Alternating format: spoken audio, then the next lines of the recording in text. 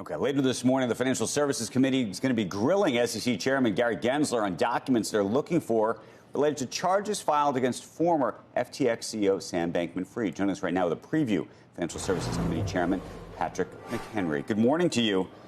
What are you looking for? What are you hoping to get out of today's session? Well, first, I think we want to expose the rapid and aggressive regulatory agenda that Gary Gensler has with 53 major rulemakings by this agency that cost that the market has to bear and the economy has to bear for this in a really competitive world. And the lack of clarity at the same time that he's what do you mean by that? With the digital asset ecosystem. What I mean by that, if you have his two previous predecessors as chair of the SEC did half that number of rulemaking.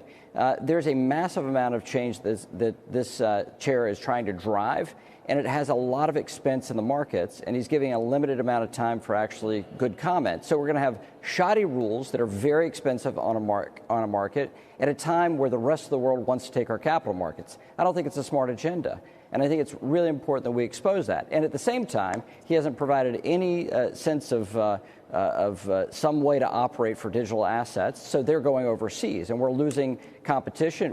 We've got a lot of competition in Asia and in Europe around a regulatory regime that is sensible. And we have no regulatory regime. So those are the things I want to expose this morning. I think they're very important for the American economy.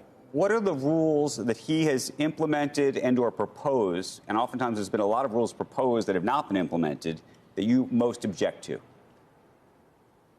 Well, there are 53 of them, Andrew, so the volume of this is the one thing I want to point out. Individual members of my committee have specific concerns about rulemaking. The climate rulemaking is a major undertaking. The human capital rulemaking is a major undertaking. And his latest missive about changing national market regulation is a major initiative. So if you talk about everything from his response to GameStop to how corporations disclose their employees and employee benefits, it's a substantial change to be a public company here in the United States.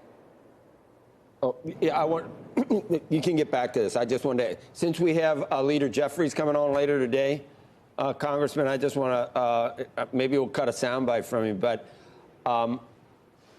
this idea that Speaker McCarthy has, will it pass, and would it, I don't want to make light of it, but you think it might take 15 or 16 votes to try and get his side to pass? What you know, whether the votes are there, you knew exactly what was going on when Speaker McCarthy was getting elected.